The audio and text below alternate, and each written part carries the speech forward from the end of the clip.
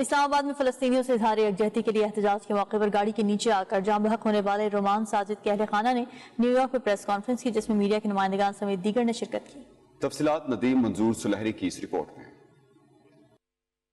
فلسطینیوں سے اظہار یکجہتی کے لیے اسلام آباد میں احتجاج کے موقع پر گاڑی کے نیچے آ کر جاں بحق ہونے والے رومان ساجد کے اہل خانہ نے نیو یارک میں پریس کانفرنس کی۔ مرحوم کے دادا جاوید مغل سمیت اہل خانہ نے حکومت پاکستان سے مطالبہ کیا کہ جس شخص نے گاڑی چڑھائی ہے اس کے خلاف مقدمہ درج کر کے شفاف تحقیقات ہونی چاہیے۔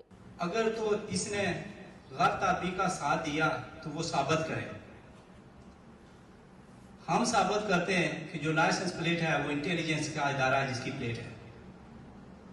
اس نے حق و سچ کا ساتھ دیا ہے، چاہے وہ کشمیر کا مسئلہ ہو، فلسطین کا مسئلہ ہو، جہاں پر ظلم وہاں پر یہ بول رہا تھا۔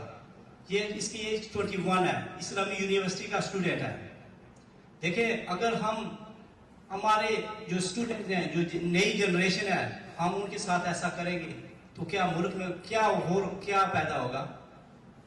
تو اس وجہ سے ہم چاہتے ہیں ہمیں انصاف ملنا چاہیے۔ اس کو یہ نہیں سمجھنا کہ یہ چھوٹی سی پریس کانفرنس ہے۔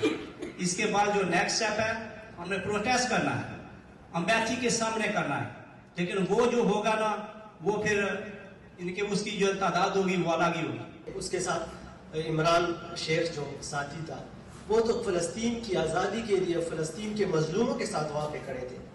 وہاں پہ وہ آپ لوگوں سے کوئی جاب نہیں مانگ رہے تھے، کوئی لوڈ شیڈنگ کے لیے وہ مظاہرہ نہیں کر رہے تھے۔